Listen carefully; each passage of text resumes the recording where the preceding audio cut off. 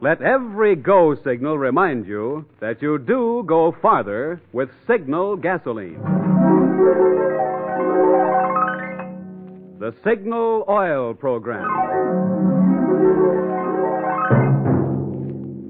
The Signal Oil Company and your neighborhood Signal dealer bring you another curious story by The Whistler.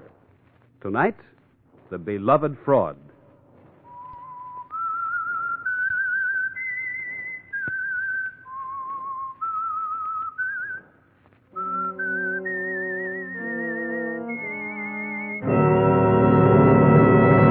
I am the Whistler, and I know many things, for I walk by night.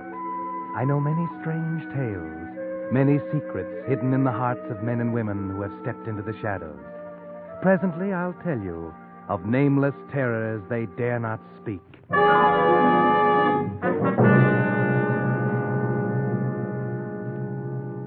In a moment, the Whistler will tell you his gripping story. But first, Signal Oil Company brings you an urgent message from the War Department.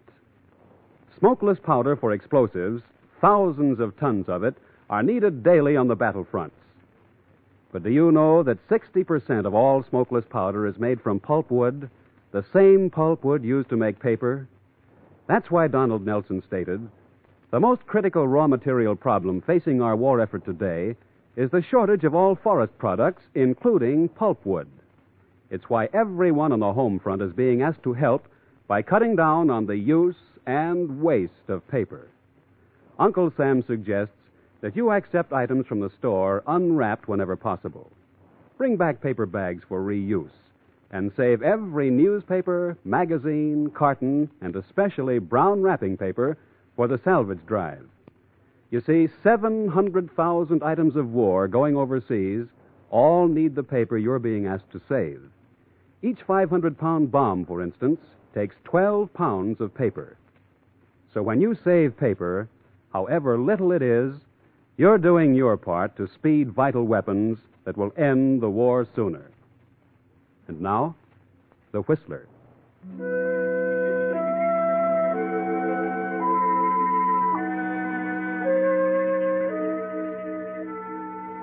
Bitterness, like wine, matures with age. And high on a dismal and wind-swept hill, on the outskirts of a small New England factory town, sits a house in which bitterness is a living thing, a companionable presence. It's an old house, weather-beaten, run down, with perhaps a touch of its own bitterness, a silent lament for splendor long gone. There was a time back in 1905 when bitterness was young and splendor was still present, and the Woodford sisters sat in the comfortable parlor before the winter's fire and read poetry to each other. Emma, graying, commanding, the protector. Constance, the younger, timid, yielding. All poets use the skies, the clouds, the fields, the happy violets hiding from the roads, the primroses run down to carrying gold, the tangled hedgerows where the cows push out impatient horns, intolerant churning mouths twixt dripping ash boughs. Hedgerows all alive with birds and gnats and large white butterflies. Constance. Oh. Yes, Emma. Constance, aren't you interested? Yes, Emma. You've always been very receptive to the works of Mrs. Elizabeth Barrett Browning. You seem on edge. What's the matter? Nothing. Nothing really, Emma. Well, something's the matter. Don't lie to me, Constance. You've been fussing and fretting all day, peeking out the window. Oh, Emma, for pity's sake. Constance! I'm sorry, but I was only looking out the window. I thought perhaps Mr. Willoughby might be coming by. He usually passes about this time. And why should you be so interested in the mailman? Were you expecting a letter? You know I'm not. You know how seldom anything comes for me. Only once in a while from Aunt Sarah or somebody like that. Constance, I don't believe you're happy. Happy? I hadn't thought about it. Not that way. I don't know, Emma. After all I've tried to do for you. Yes, I know, Emma. Oh, please don't think me ungrateful. You've been wonderful. I've been a mother to you, Constance, ever since dear Mama left us. I know. And now you tell me you're not happy here. Act bored and fidgety, almost like I was keeping you prisoner, always wanting to go out. But if only we went out just once in a while. If only for a walk in the village. It's not a fit place for ladies to walk unescorted. No, I suppose not. But we never have anyone to escort us, ever. Unless... Emma, perhaps old Mr. Willoughby would escort us to the village sometime. Constance, have you lost your mind? A postman. But he's a very nice old gentleman. He's the only person I ever see, except Dorothy. And I like him. The only people you ever see. The postman and our housekeeper. And what about me? Oh, you. Of course, you, Emma. I always see you. But you'd rather be with the others. Oh, yes, don't think I don't know how Dorothy brings you tea in your room and sits and talks. A common housekeeper. But she's very nice, Emma. And genteel, too, you said so yourself when you hired her. A good family, you said, not like a servant at all. But she is a servant now, Constance. Our servant. I've heard you laughing when you thought I wasn't around. Well, why shouldn't we laugh a little? Why shouldn't people laugh and have fun? Be happy? Oh, Emma. There. Don't cry, dear. Of course you should be happy. That's what I've tried to do for you. Because I love you, my dear, and because I promised Mama that I'd look after you. Make a home for you. I know. I'm sorry to be so hateful, Emma. You know I appreciate what you've done. Well, let's say no more about this now, dear.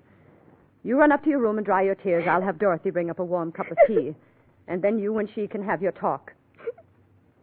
You'd probably planned on that anyway. Oh, Emma, don't be angry about Dorothy. It's not that I enjoy her more than you. Honestly, it's just that she tells me things. Things about the outside, the city, the world, people. I like that. You're tired of your home here, aren't you, Constance? No, Emma, I'm not. It's a very nice home, I know that. Only I had hoped that I might see the city, go on a holiday, a little trip or something. But you always say no. Yes, dear, I always say no. And I know what's best for you.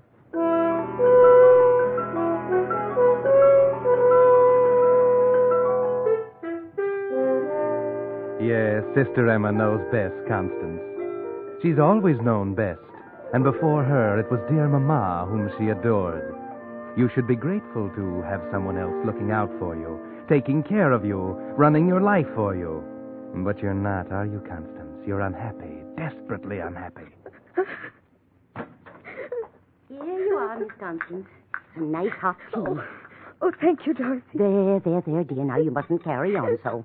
Crying spoils your pretty eyes. Oh, Dorothy, what am I to do? Do? There's precious little you can do with her running you like you didn't have a mind of your own. But I do have a mind of my own. I'm not a child. Of course you're not. You're a grown woman, and you're not getting any younger. If ever you're going to get out of here and find happiness, you'll have to do it soon. I know. Perhaps it's too late now. That's what I keep telling myself. Too late, fiddlesticks. You're only 35. And there are plenty of gentlemen who'd find you very attractive. Do you think so, Dorothy? Do you really think so? Of course I do. If ever she'd let you go into town by yourself, you'd see. The men would stare. Oh, Dorothy, we shouldn't talk like this. What would Emma say? She'd say it was wicked, no doubt, because she hates men. Why, I don't know. But she's wrong.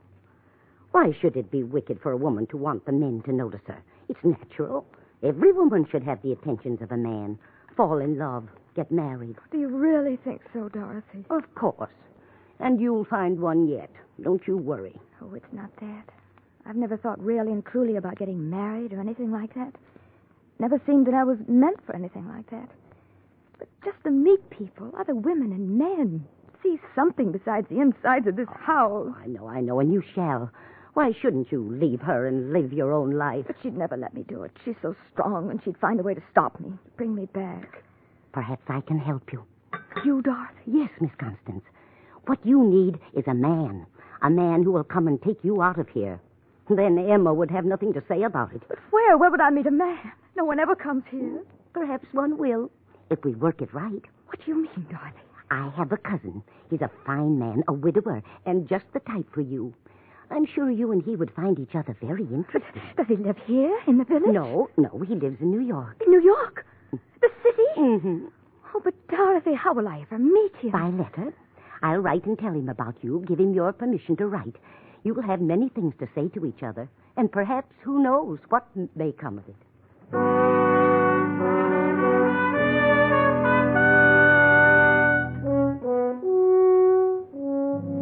And that was the beginning, wasn't it, Constance? Remember how you waited for his first letter, half afraid that it would come, half fearful that it wouldn't? And then how you hid it until Emma had gone to bed, and then pored over every word again and again until after dawn. In a later one, he sent you his picture. Julian, handsome, a trifle slick-looking, not like the countrymen in the village. You sent him your picture and told Emma you'd misplaced it. And then, after months, came the letter asking you to marry him, telling you he was coming to the village to get you. And the last letter, that day, you read it in the grape arbor and came running in to tell Dorothy. Dorothy! Dorothy! Constance, such noise. Emma! Oh, I thought you'd gone down to the grocer's. And this is the way you behave behind my back. What do you have there, Constance? A letter? Why? Oh, yes. Oh, well, I suppose it's from Aunt Sarah. Come in and read it to me. I can't, Emma. What do you mean you can't? It's personal. Personal? Do you know what you're saying? We have no secrets from one another. We never have. I always read you my letters. But this is personal. I can't read it to you. Constance, you're acting very strangely. Let me see that letter. No, no! You're hiding something from me. Let me see it. No! You're hurting my arm. Constance, baby. What have I done that you should treat me this way? Haven't I always thought of you? Always before myself?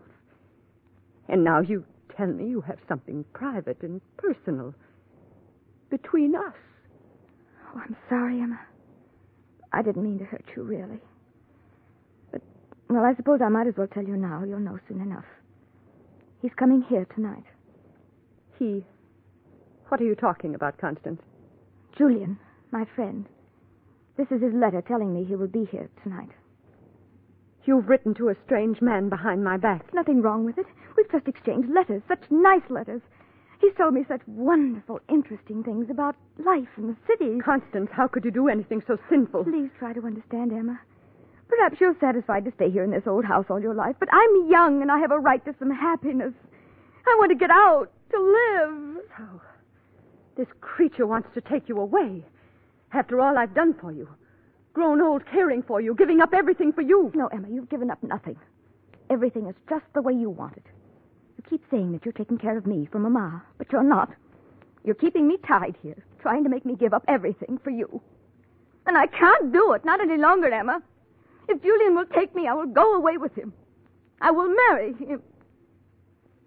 Who is this man? How did you meet him? He's Dorothy's cousin. She told him to write. The relative of our servant. You said yourself she came from a good family. He's just as good as anybody. He's wonderful. What do you know about him? Everything. He's been writing regularly for 6 months. He's told me everything. You fool. You fool.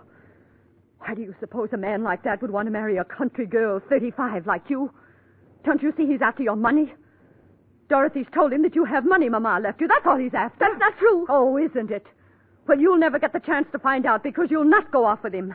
I'm through obeying you, Emma. I shall go with Julian. Tonight. We'll see about that, Constance. We'll see.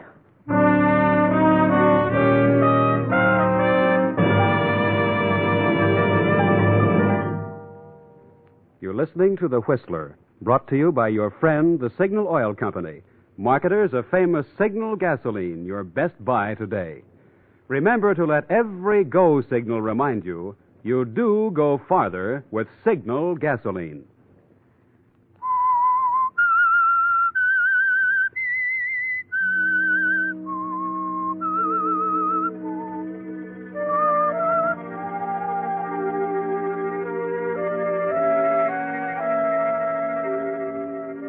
Well, Constance, the time has come at last. Julian will be here soon, and you've told Emma that you're leaving. Can she stop you? Can she carry out her threat to keep you here? Perhaps the only answer to that is Julian. And at last, after dinner, he's here. Here is Julian, Miss Constance. Constance? Oh, Julian. Come in. Do come in. Constance. So at last we meet, face to face. Yes. I hope it's not a disappointment. Disappointment? Anything but that. You're just as I expected you to be.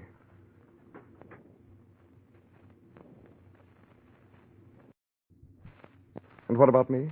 Oh, yes. You're just as I expected you'd be. But I interrupted something. You were tending the fire? No, I was burning your letters. Then you've regretted your decision, Constance. No, Julian. Then why? I warned you. It's Emma. She wants to stop us. She's upstairs hunting for these letters now. We shall leave anyway. She can't stop us. But she'll do everything she can. She'll stop at nothing. Some fiendish power I don't understand impels her. Yes, Constance. Go on. Julian. You are Emma? I am Constance's sister. Constance, if you haven't already done so, go pack your bags. I haven't packed. She would have seen and asked questions. I'll hurry. Come back here, Constance.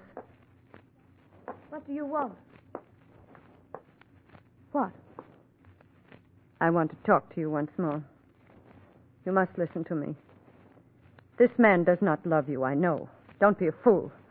Don't risk everything on this sudden wild impulse. Think of me. How lonely I'll be. This man wants your money. And what do you think he'll do with you when he finds you have none? But I do, Emma. Half of what my mom and papa left is mine. Yes, but I have control of it. You don't even know where it's kept. Did you think I would just give it to you? I don't care about the money, and neither does Julian. I'm going to pack. I won't be long. You'll only have to unpack, Constance. Constance and I are to be married, Miss Emma, with or without sisterly approval. I understand that to be your intention. Surely you can have no objection. She's not a child. She's 30. 35. 35. Yes. Constance has never been very practical or serious-minded.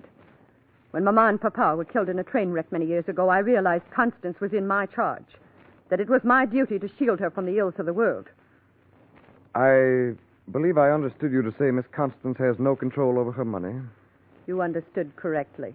Well, I'm not poor. Oh, far from it. But of late I've suffered some reverses, and... Constance will have no money unless I give it to her. You know, I admire a woman like you. I admire your strength, your practicality. Really? And now, Miss Emma, that I've come face to face with you and your sister, it seems to me that you're strikingly the more admirable of the two. Just what are you implying? But perhaps I was being too hasty.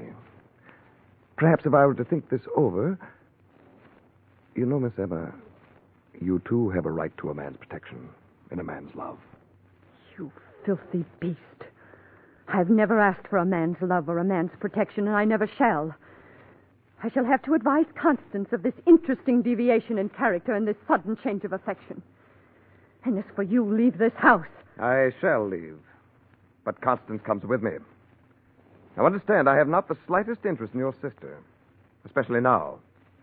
But just because you're so dead set on keeping her here with you, I'm going to take her with me. Of course, I may drop her like a hot penny in a few weeks, but... Why, Constance, Pigeon, whatever you heard, don't you believe a word of it. I was just teasing your sister here, the old pill. I'm crazy about you, girl. You know that. Don't you come near me. Don't you dare. Why, Constance, after all the sweet, endearing things you said in your letter... Get out of this house. Say, who do you think you're talking to in that tone of voice? You'd better leave. No. No, I think I'll stay and sit a spell. Who's to know there's a gentleman paying a call way out here in the edge of town? Who's to know what's going on out here? Julian, I packed more than clothes in these grips. As you can see, you are not staying in this house. Hey, lady, put down that revolver. Firearms are dangerous things to be handling, especially for a woman. It might go off. You're right. Constance, be careful. Well, turn it in some other direction. I like the way it's facing. Look, now, ladies, I was only fooling. Just trying to give you a bit of sport, that's all. To liven up a dull winter evening, that's all. Good night. I never saw such people. Talk about your New England hospitality. Must have been invented by somebody who was never in New England. Well, good night, ladies. It's been downright charming. Constance, you were wonderful. I never thought you could be so brave, standing right up to that big bully. Oh, that was so clever of you, bringing down Papa's old revolver. And so brave. How could you do it? Oh, my heart. Constance, sit down, dear. Please do. There. Oh, if anything should happen to you, I don't know what I'd do. I'm all right. Emma. Yes, dear. Emma, why won't you allow me to have my own banking account? I promise you I won't be extravagant. It's just that I would feel more of an adult. A person in my own right if I knew I could have access to my money. If I did want it. Constance, you were so brave and so forceful. Of course, I shall see that you have access to your money. You saved my life. And you will let me have it? My own account? The money isn't in the bank, Constance. It's not? No. It's right here. Right in the house. I wouldn't trust the bank. There might be a run on it someday. But Julian might have searched the house. Taken it all. I know. I was frightened to death. Your facing him with the revolver was the only thing that saved us. But I have the money well hidden in a safe behind this picture of dear Mama. And only I know the combination. I never knew there was a safe there. Come, I'll show you.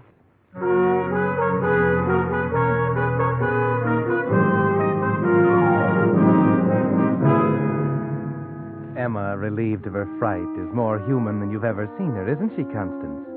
She seems really happy as she goes to the safe and opens it. There it is.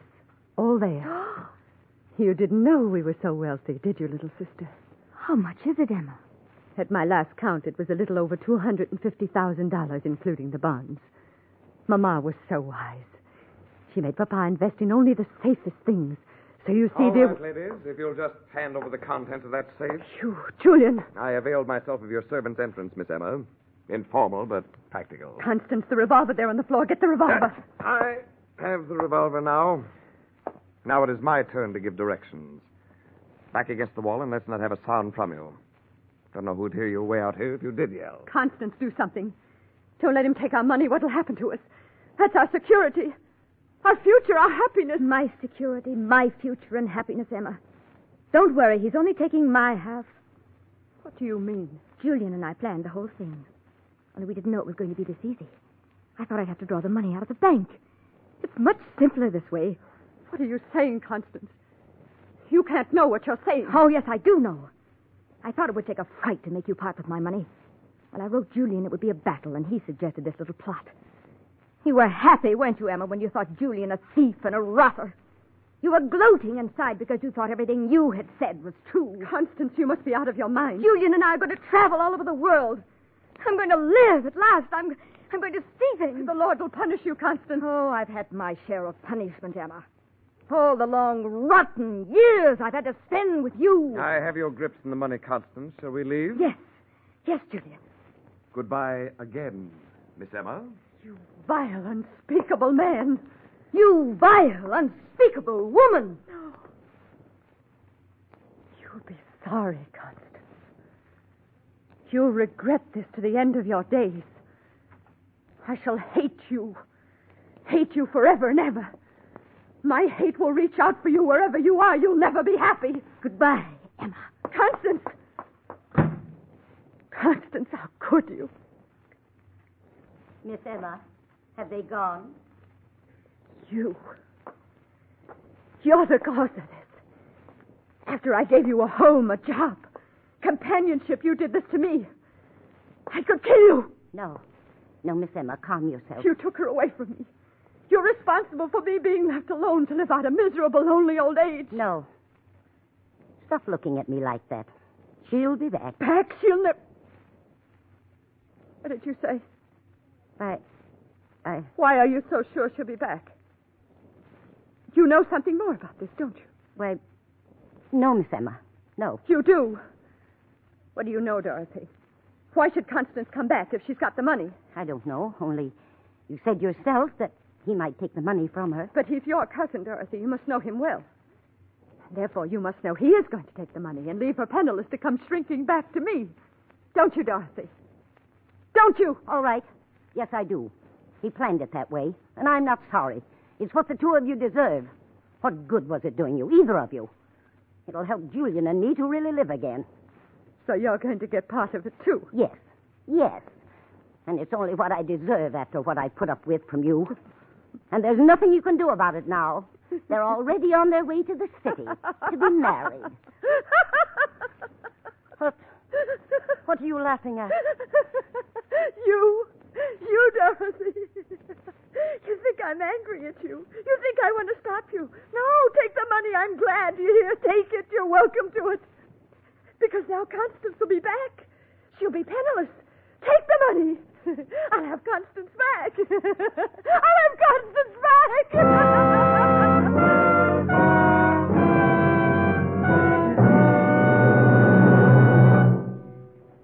But that's not all of this strange story. In a moment, the Whistler will be back to tell you what really happened. And while we're waiting, here's the modern version of that old story about the lost horseshoe nail. Just one nail. But for lack of it, the shoe was lost. Then the horse, the rider, and as a result, the battle was lost. Well, this year, Uncle Sam says 1 out of every 12 cars will be lost. That is, go off the road. Many of them because just one vital part has worn out, which can't be replaced today. That's why your signal dealer takes no chances of missing even one part when he lubricates your car. It's why he uses the famous signal safety chart, on which the maker of your particular car has indicated every lubrication point and the exact oil or grease it should have. Before your signal dealer returns your car to you, he checks every point against the safety chart, not just once, but twice. This double protection is Signal's way of assuring you that your car won't be the one in 12 that goes off the road because some vital part wore out from lack of lubrication. So if it's been 1,000 miles or 2 months since last lubrication, play safe. See your neighborhood Signal dealer for a Signal safety chart lubrication. And now, back to the Whistler.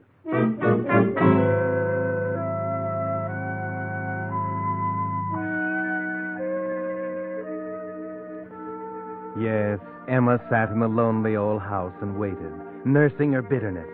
And down in the city at a small hotel, Julian stood at the desk, waiting for his bride and her money. Constance was upstairs, dressing for the wedding. It was scheduled to take place at the little church just around the corner within the hour. As the minutes went by and the time grew short, Julian became impatient. He went upstairs to the room looking for Constance. She wasn't there. On the table, he found a note. Dear Julian, I'm sorry to disappoint you, but you see, I knew all along what you really wanted from me. I suppose it was deceitful to let you believe you were succeeding, but I needed your help to gain my freedom. Now that I have it, and the money, I thank you and wish you good luck. Goodbye, Constance. Julian knew what that meant. And after a time, so did Emma, sitting alone in the old house on the hill.